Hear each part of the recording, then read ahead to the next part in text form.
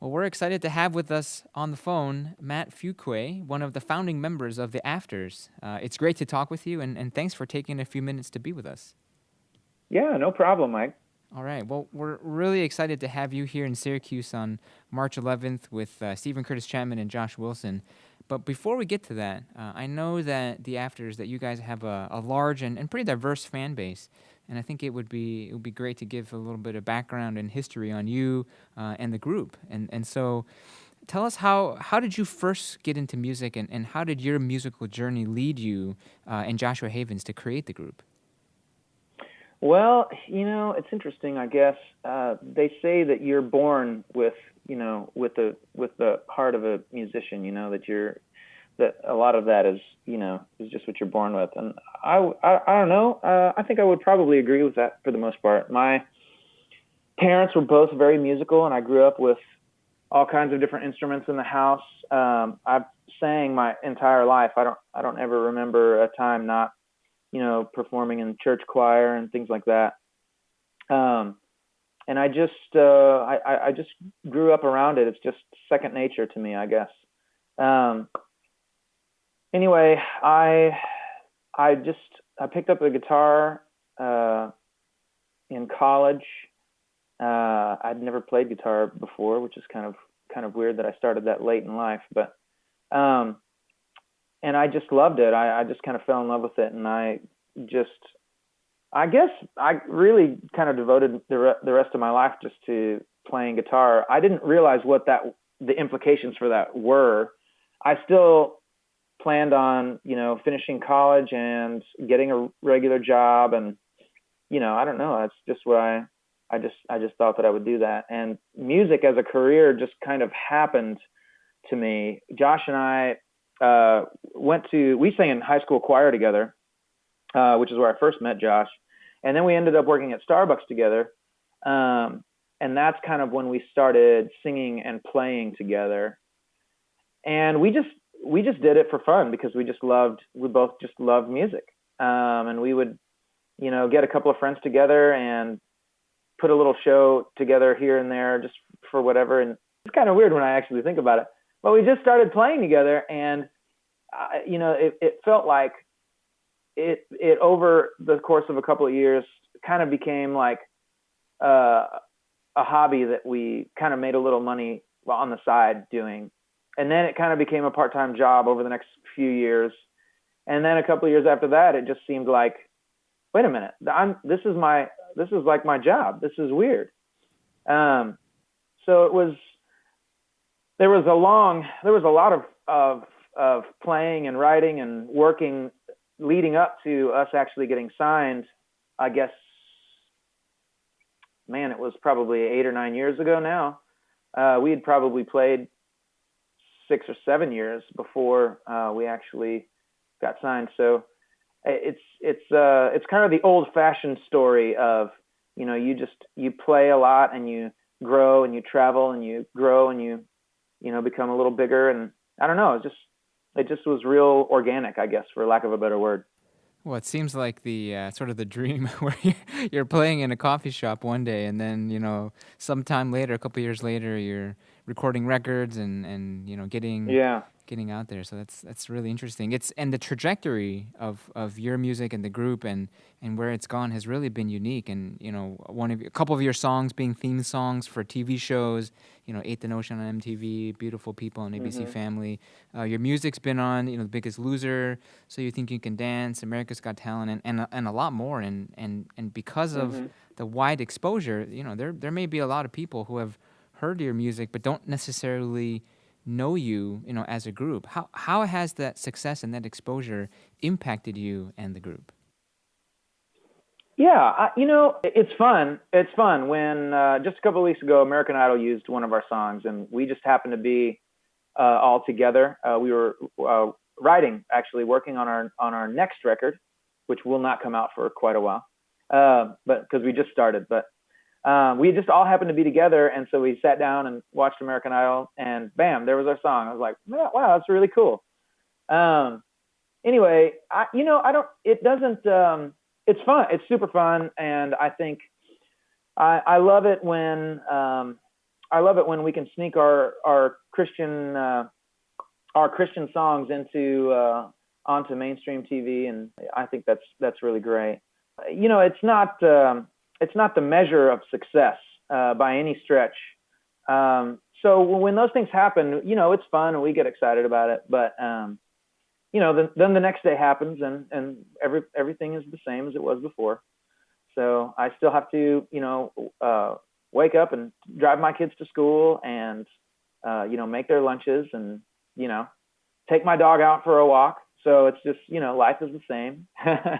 I was going to say that it's a sort of a unique position where you can have your influence and your music kind of go beyond just the Christian music world into a wider audience. And how have you been able to see God work through those situations, which few of us probably would ever be able to see? Yeah. Well, we've had lots of emails from people over the course of our career, just all over the map. Everything from this woman who this was in the early days, and when Beautiful Love was on mainstream radio from our first album.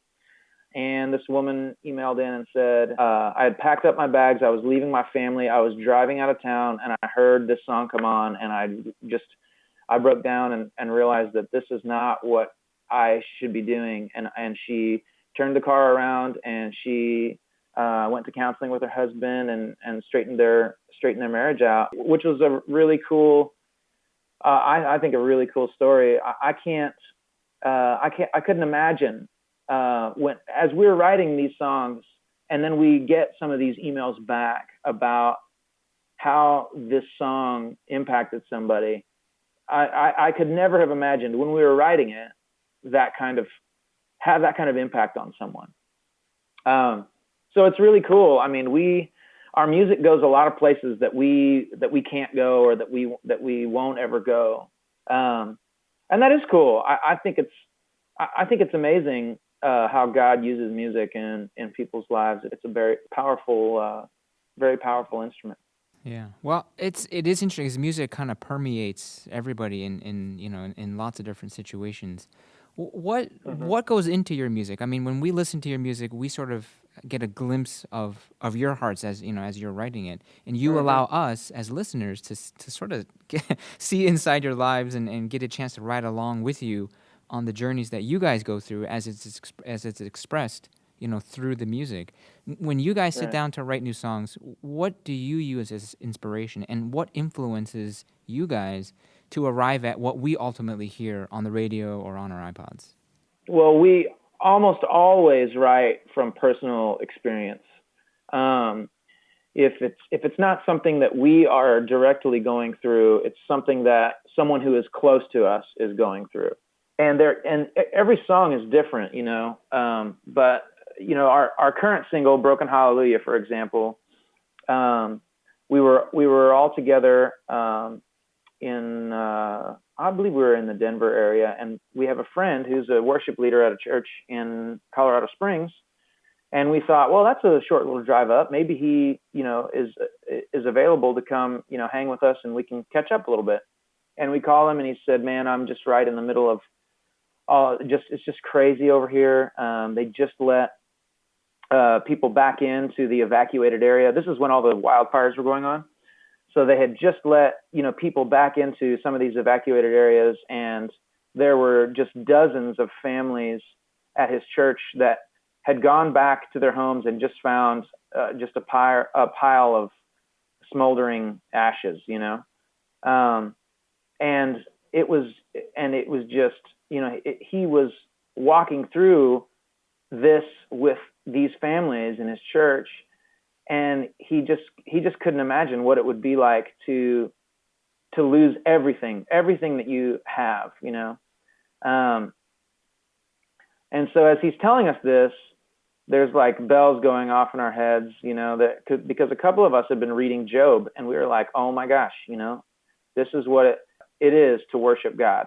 When you lose everything, and you are still somehow able to give God glory and praise him in spite of your loss, and that's kind of the story behind that. And we drew from all kinds of other things, personally. Like Josh's son was in the hospital at that same time. He was born with a lung condition. He's fine now, but at the time it was relatively serious, and he was in the NICU for quite a while. And we drew a lot from that experience too. But anyway, each song is, like I said, each song is different, but we write about the things that we're going through and about the things that people who are close to us are going through as well. Well, we're definitely looking forward to having you here in Syracuse. That's going to be on March 11th with Steven Curtis Chapman and Josh Wilson. And as you guys have been preparing for the tour, what sticks out to you the most about this spring leg of the Glorious Unfolding tour? Well, this is different for us. I guess there's a way that we do things, and Steven does things a little different, which is actually kind of refreshing, I suppose. But he kind of hosts the night. He's like the personality, the Jay Leno or whatever of the night. He comes out at the very beginning and says hi to everybody.